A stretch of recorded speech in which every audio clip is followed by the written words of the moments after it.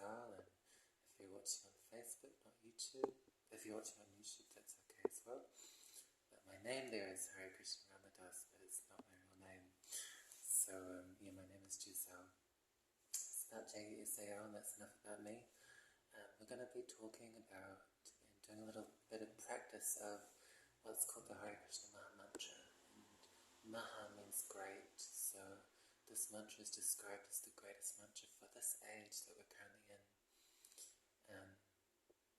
That's described as Kali Yuga, and Kali means quarrel and hypocrisy, and Yuga means age. So we can see it all around.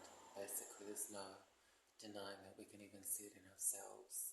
You know, there's this great saint, His Holiness Radhanath Swami, and he describes that within every single person, I think he was specifically talking about people, but you can apply this to other living entities, animals, because they all have a soul, they're all conscious as well, just like we have consciousness. He was saying that we have a good dog and a bad dog, basically. And the way we're currently living in this modern, westernized, kind of concrete jungle culture and society, we're really nourishing the bad dog, basically, and we can hear it.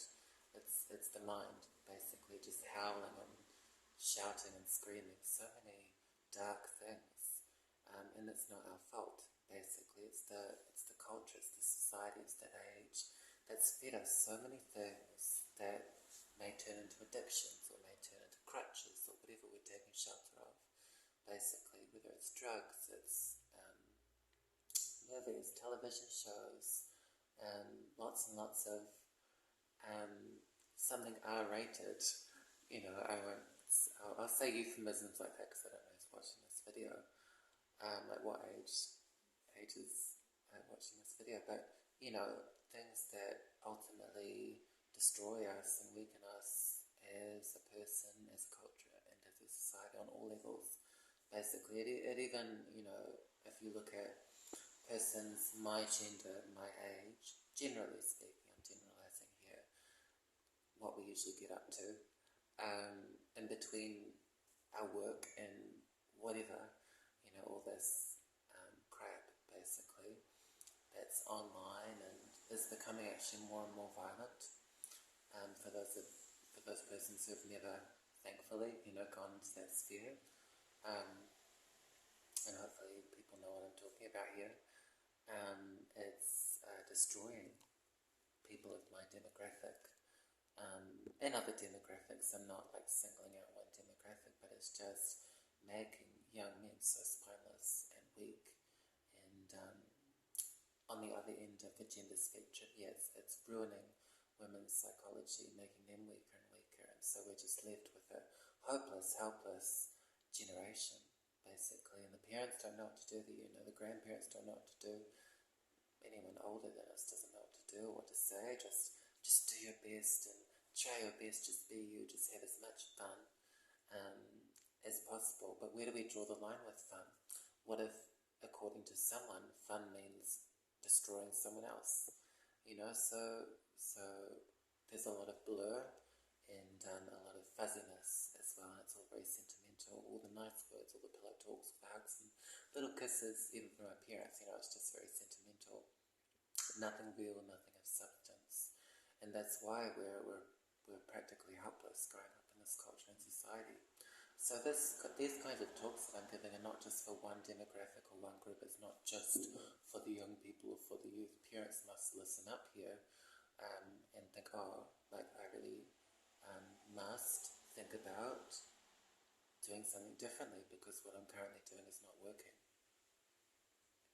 for my children or for my grandchildren because nothing's changing, you know, and so this Hare Krsna Maha mantra allows every single person, doesn't matter who you are, what age you are, what ethnicity, colour of your skin, gender, sexuality, religion, non-religious. It allows every single person, every living entity to go deeper into their real self beyond the body and mind. And for those persons who believe they are the body, well, how come you're not satisfied? Well, maybe it's not our purpose to be fully satisfied. Then why are we here? Why are we put here? Oh, just a big bang. a bang that was big, basically. I mean, the more you say it, a bang that was big, a bang that was big, a bang that was big, it sounds more and more ridiculous. And we can see that there's only been, like, as far as I'm aware, like experiments done, like no one's actually observed this bang that was big. So, yeah, the more you sort of start to question and think deeper and deeper, or more deeply, to be grammatically correct, I think, I should say, and you see that we don't know why we're here, we don't know how we came to be here, we don't really know what our purpose, or maybe you just make up your own purpose, just create your own meaning in the world. And there's this beautiful metaphor by this great saint, His Holiness Devamrita Simon. He likened to this life as a bowl of porridge, basically, and that we, these great so-called great living beings, human beings, are like the raisins in that porridge. And we're just tiny little insignificant raisins, and these raisins are thinking, oh, I have so much meaning, I can do so much with my life, but really, the reality is that you're just a little insignificant raisin in a big bowl of porridge. And what you think is this crazy chaos, enjoyable fun is just a spoon mixing around the bowl of porridge, basically. But we make such a big deal out of it.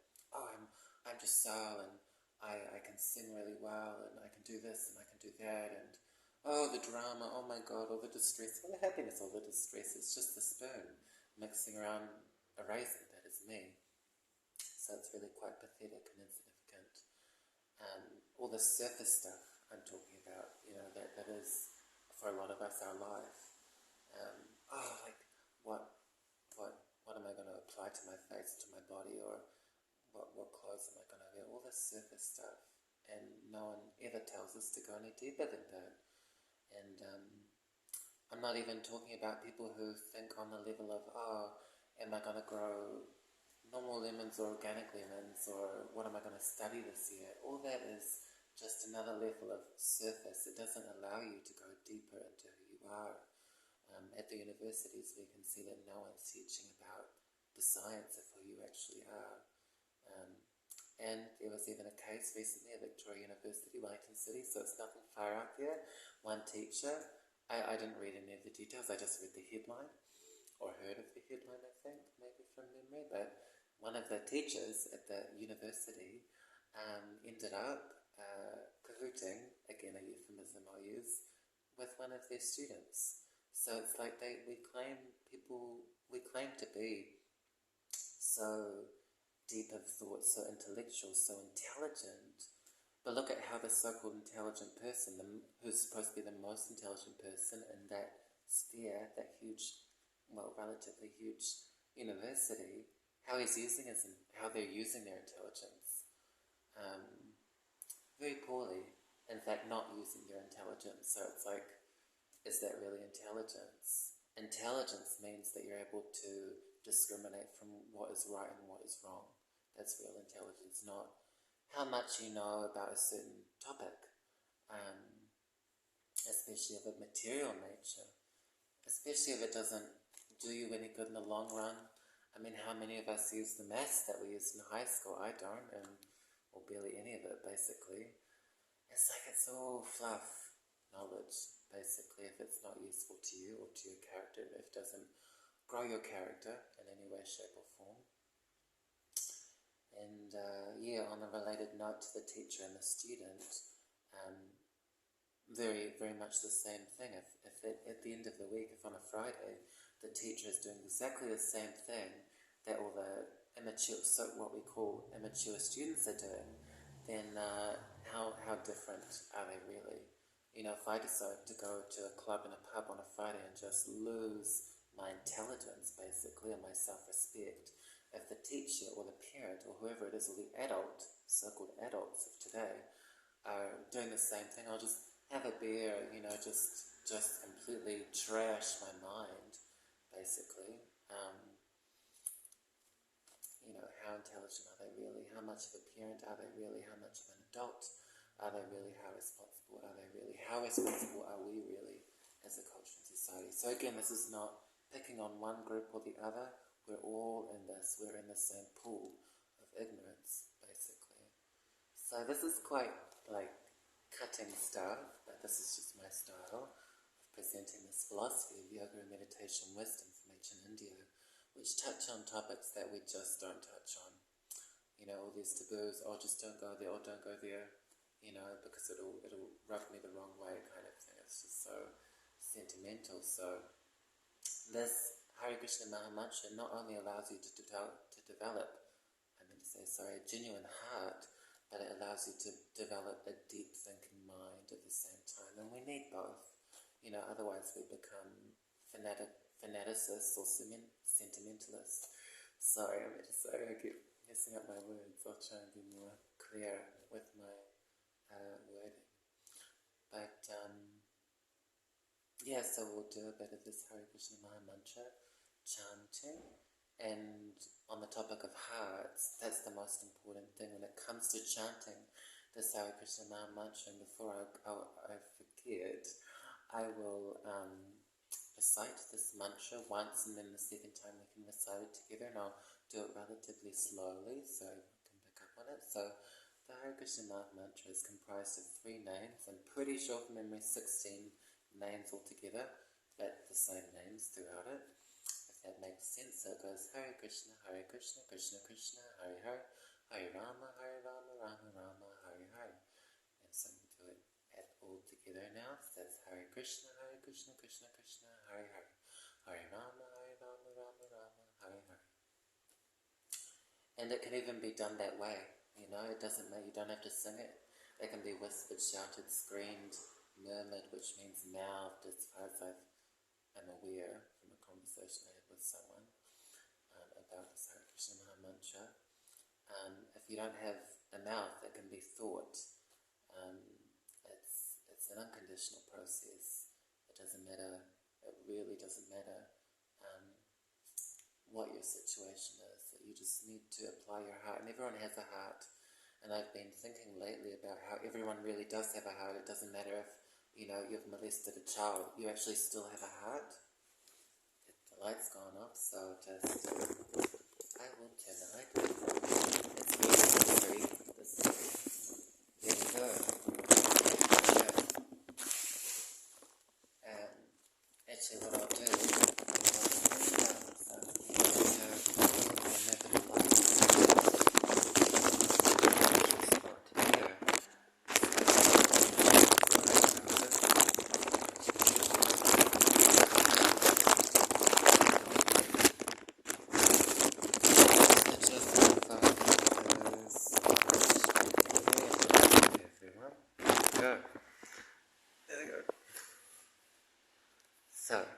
back. It doesn't matter who you are, where you are, what job you have, how many hours you work. It can be done anytime, all the time. The Hare Krsna Maha mantra, chanted, sung, whispered, mouthed, thought. And to think, I'm too this or I'm too that, to chant this little insignificant Maha, great mantra for this age of Kali Yuga.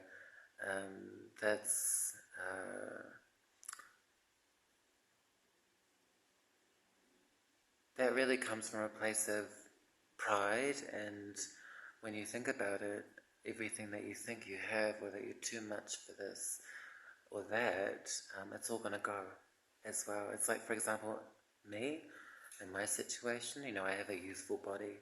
That's going to go very, very soon. My abilities, they're going to go. It's like my grandmother, she died from motor neurons disease. So that's where, as far as I'm aware, motor neurons disease means you slowly lose all of your abilities in a certain succession. So like, at first you may lose the ability to move very much, like your body, and then it goes then maybe to your ability to speak, and then your ability to blink, or whatever it is. So that could happen to any of us. And yeah, so this idea of I have so much, or I'm too wealthy to chant this Hare Krishna Maha mantra, or I don't have enough time, all the things that we think we have, or we don't have enough of, or, it's like, sorry, I've got to be in the right material situation to chant this Hare Krishna Maha mantra. Situations come and go. Just like right now, I'm in my opinion, a very nice living situation with very nice people, in my opinion, but that's going to go. It's not going to be there forever, or even, I don't know, it could go at any moment. So best to get still and slowly make our way through this Hare Krishna Maha mantra, and then again, and then again, and then again, slowly purifying the heart, cleansing the mind, purifying the mind, and reawakening our conscious awareness of who we really are, which is the soul, beyond the body and mind. How do we know that we are the soul? One of the ways, I've explained other ways in previous videos, but is that you actually, through chanting this Hare Krishna Maha mantra, which connects you to who you are, to you, the soul, you actually start to feel genuinely nourished in a way that nothing else can. In fact, nothing else really nourishes you. It's just we've become comfortable with everything else, thinking, oh, that's just it, basically, but it's not it, I can assure you. So we'll chant a bit of Hare Krishna Maha mantra with one of my favourite melodies. The melody is not the important part here. The important part is the Hare Krishna Maha mantra, and the important part is your heart. So it doesn't matter if you can sing, can't sing, if you're tone deaf, it really doesn't matter. If you like to whisper, shout, scream, mouth, think it, doesn't matter. What matters is our participation. Our participation, I meant to say, again, comes from our heart, really. So I will try and use as much of my heart as possible, and hopefully that comes across, and feel free to chant or sing, or however you want to do it, every second mantra, or every single mantra, or if you just like to listen, that's totally okay. So we will begin. Okay. Hare Krishna, Krishna Krishna, Hare Hare,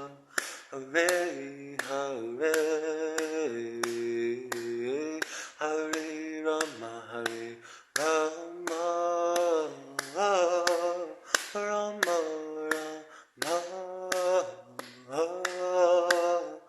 Hare Hare, Hare Krishna, Krishna Krishna, Hare Hare,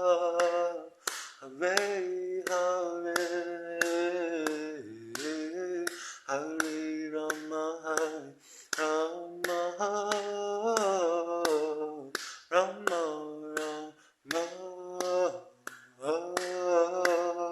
Hare Hare. Sorry, I'm just gonna grab my bottle of water. Gotta stay hydrated.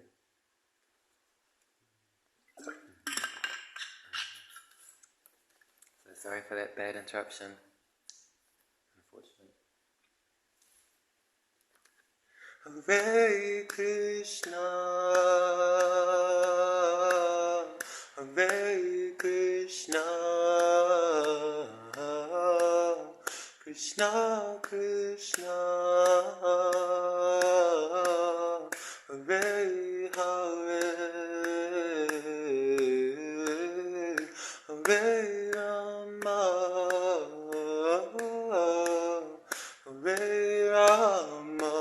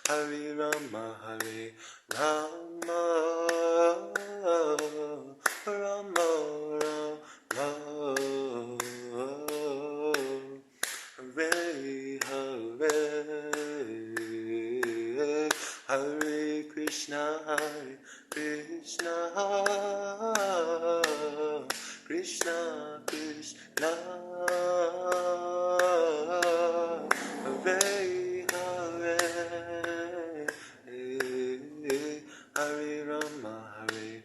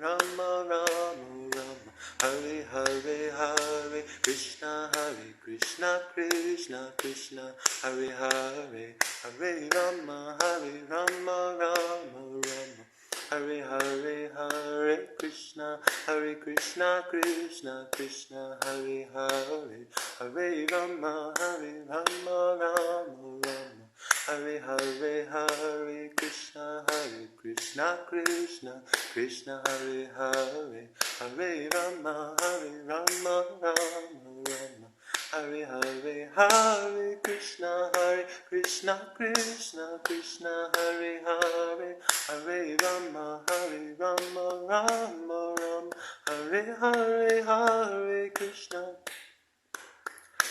Krishna, Hare Hare, Hare Rama, Rama Rama, Hare Hare, Hare Krishna, Krishna Krishna, Hare Hare, Hare Rama, Rama Rama, Hare Hare, Hare Krishna, Krishna Krishna, Hare Hare, Hare Rama, Rama Rama, Hare Hare, Hare Krishna, Krishna Krishna, Hare Hare, Hare Rama, Rama, Rama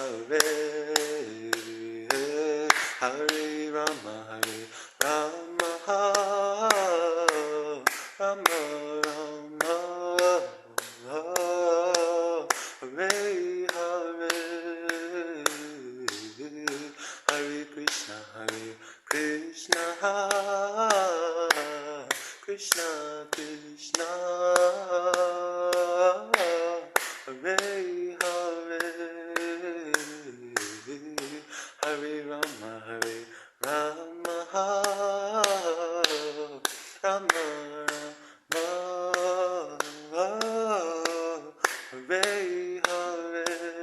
Krishna Krishna Krishna, Hare Hare, Hare Rama, Rama Rama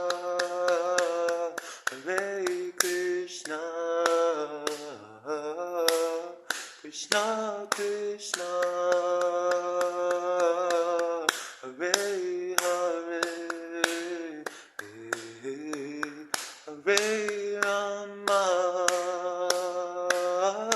Hare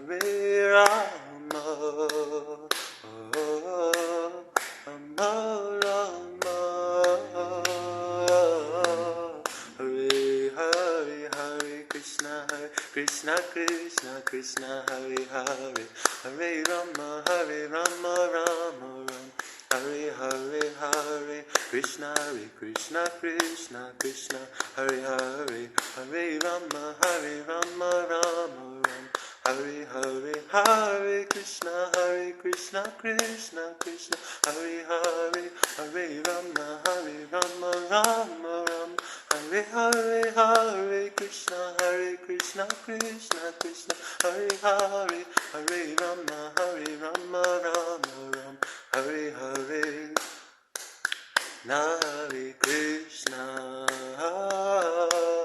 Krishna Krishna, Hare Hare, Hare Rama, Rama, Rama Rama,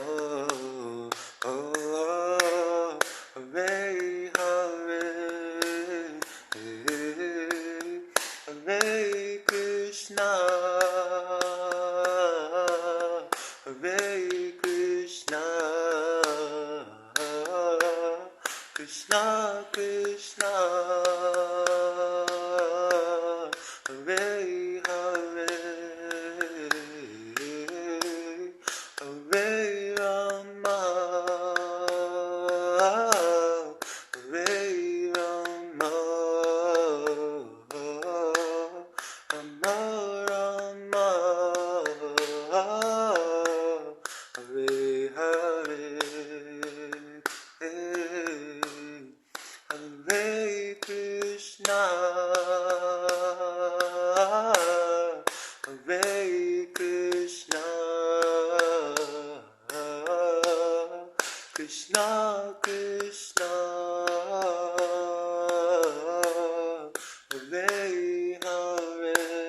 Hare Hare, Hare Rama, Hare Rama, Rama Rama, Hare Hare.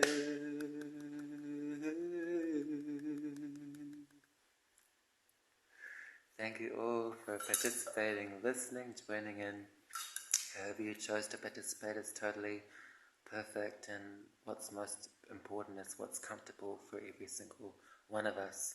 Basically, do I measure up to the very high standards of this practice? No, it's a gradual process, and we all start somewhere, but we have to start somewhere. If we really want to genuinely open our heart, open the core of our hearts, become to a certain level where within ourselves we can it's so easy just to give real genuine care to other people just like that, on the street, doesn't matter where they are, you just have that, you develop that genuine love. And if we want to develop peace of mind, strength, real inner core strength that doesn't come from lifting weights like I do. I do the two kinds of strengthening, but just as an example. Sorry. And do we want to feel genuinely connected to something that doesn't come from anything externally on the material level? That doesn't come from movies or TV or friends or dinner parties or clubs or pubs, or pubs I meant to say, sorry. And just all these kinds of crappy, flaky things, if we really get real with it and still with it, with these things and see them for what they are. And we can really let a lot of light into our lives, genuine light, not just I believe in this, I believe in that. It's a process that you experience, basically. So what's more practical than that, So it's really important for me to be clear. I'm not telling anyone to believe in this or believe in that. You can't. Belief comes and goes. Another material thing, I don't know if anyone, people have probably noticed that, if they've lived long enough, or at least even as long as I have, only 25 years, you realize just a belief isn't enough. So I invite everyone to try this transcendental, practical, real, genuine, intangible process today or soon, or just sleep on it, sit on it, see how you feel. But you'll feel a lot different after chanting this Hare Krsna Maha mantra, which I'll just recite 2 more times. So it goes Hare Krishna, Krishna Krishna, Hare Hare, Hare Rama, Rama Rama, Hare Hare, and maybe one more all together. So it's Hare Krishna, Krishna Krishna, Hare Hare, Hare Rama, Rama Rama, Hare Hare. And we can let a lot of light into our lives that goes beyond everything that will change and be ripped from us by the hands of time. Yes, so some little deep yoga and meditation wisdoms that don't just come from me, they come from genuine ancient knowledge. And this Hare Krsna Maha mantra is the application of that. It's how you realize the knowledge as well. So food for mind, food for mouth. We're singing, chanting, talking, whispering, shouting, screaming.